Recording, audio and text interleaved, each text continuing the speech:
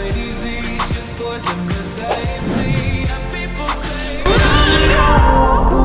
yeah, she's sweet but a psycho, a little bit psycho. At night she's screaming, my mind.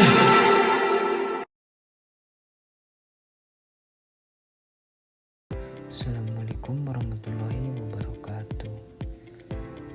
Di sini saya akan memenuhi tugas UAS pengantar bisnis internasional dengan dosen pengampu Adisya Maya Andara MM.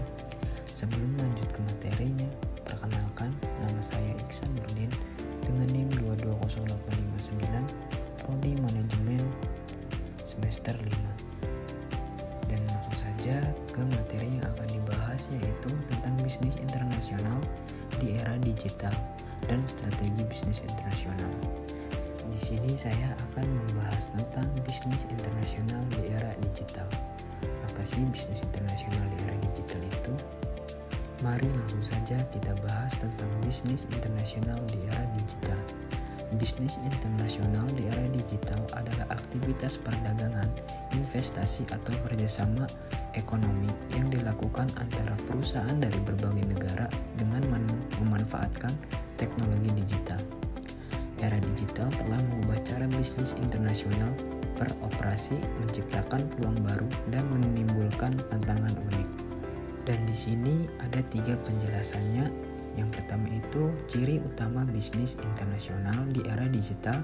Yang kedua, keuntungan bisnis internasional di era digital. Yang ketiga, tantangan bisnis internasional di era digital.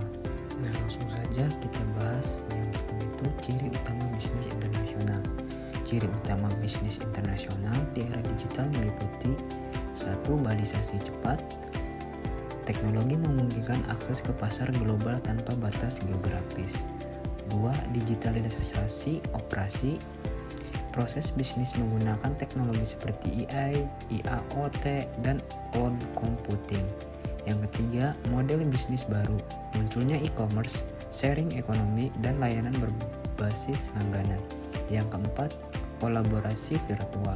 Komunikasi dan kerjasama lintas negara melalui platform digital seperti Zoom dan Slack. Yang kelima, transaksi digital. Sistem pembayaran global seperti PayPal dan kripto mempermudah bisnis lintas negara. Yang keenam, konsumsi digital. Fokus pada pengalaman belanja online yang personal dan mudah diakses. Selanjutnya itu yang kedua, keuntungan bisnis internasional di era digital. Keuntungan bisnis internasional di era digital meliputi yang pertama, akses pasar global.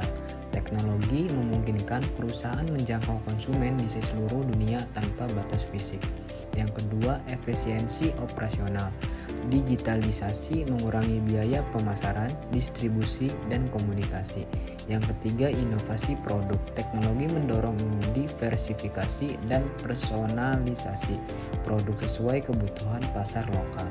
Yang keempat, peningkatan skala. Bisnis dapat dengan mudah memperluas operasi tanpa investasi besar di infrastruktur fisik. Yang kelima, kemudian transaksi. Kemudahan transaksi. Sistem pembayaran digital mempercepat transaksi lintas negara. Keuntungan ini menjadikan bisnis internasional lebih kompetitif, fleksibel, dan inovatif di pasar global. Selanjutnya, tantangan bisnis internasional di era digital. Tantangan bisnis internasional di era digital itu meliputi yang pertama, regulasi teknologi. Perbedaan antara digital antar negara seperti privasi data, contohnya GDPR. Yang kedua, keamanan siber. Risiko serangan siber terhadap data perusahaan dan pelanggan. Yang ketiga, persaingan global. Kompetisi yang semakin ketat di pasar internasional. Yang keempat, hambatan budaya. Kesulitan memahami perbedaan budaya dan preferensi lokal. Yang kelima, adaptasi teknologi. Tantangan dalam mengadopsi teknologi terbaru secara efektif di berbagai negara. Tantangan ini memerlukan strategi yang adaptif dan inovatif untuk memastikan keberhasilan di pasar global.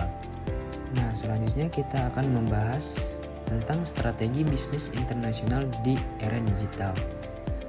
Langsung saja, mari kita bahas. Nah, dan selanjutnya itu akan kita bahas itu strategi bisnis internasional di era digital. Apa sih strategi bisnis internasional itu di era digital?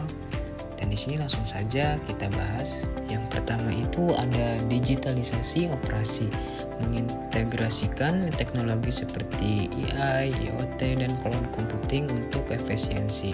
Yang kedua ada e-commerce global, memanfaatkan platform digital untuk menjangkau konsumen internasional. Yang ketiga adaptasi lokal, menyesuaikan produk, layanan, dan pemasaran dengan budaya dan preferensi lokal. Yang keempat keamanan data, mengimplementasikan sistem perlindungan data untuk mengatasi risiko siber. Yang kelima kolaborasi virtual, mengelola tim lintas negara dengan teknologi komunikasi digital.